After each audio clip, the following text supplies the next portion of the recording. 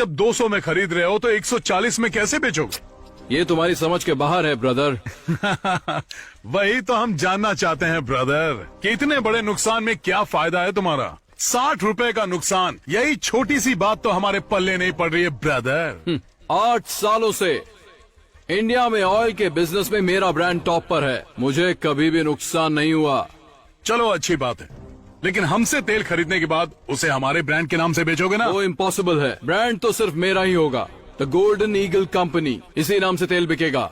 इसका मतलब हमारे ब्रांड का बिस्तरा गुल कर ये दोगे। क्या कृष्णा, ऐसे तो हमारे सारे ब्रांड खत्म हो जाएंगे। इतना ही नहीं काका, उसके बाद आप मालिक नहीं नौकर बन जाएंगे। क्या मतलब? पदमपुर पप्पू गोंडा का पोता परमेशी अब अपने ही तेल का मालिक नहीं होगा? ये आपका ब्रोकर और आप सप्लायर। गोल्डन ईगल कंपनी के सिर्फ एक सप्लायर होंगे। ओए, हम जैसे लोगों को तेल बेचते हैं ना, वैसे ही ये भी हमारा वही तेल ज्यादा कीमत पर खरीद कर लोगों को बेच रहा है। तो इसमें हमको नुकसान क्या हो रहा है? फायदा ही तो है ना। परफेक्ट, बिल्कुल सही बात बोल रहा है ये, पर इसे ये बात समझ में नहीं आ रही है। तुझे प्रॉब्लम क्या है मेरे दोस्त? इसमें हमारा नुकसान ही क्या है कृष्णा? नुकसान?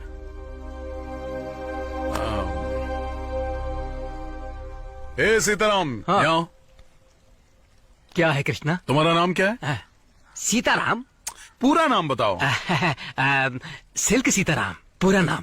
सिल्क सीताराम का मतलब? लगभग 30 साल पहले इस गांव में हमारी एक बड़ी दुकान थी, सिल्क साड़ी की दुकान।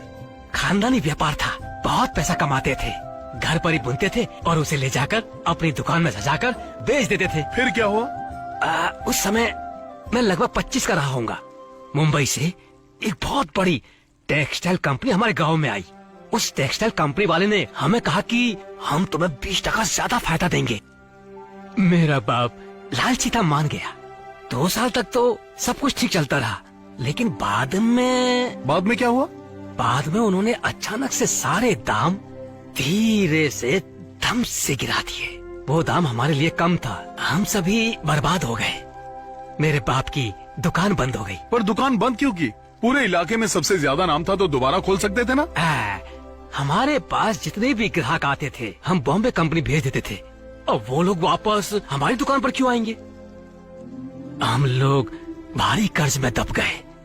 फिर उसके बाद मेरे पिता ने कर्जे की वजह से प्रॉपर्टी बेच दी, और एक दिन उन्होंने खुद को फांसी लगा ली।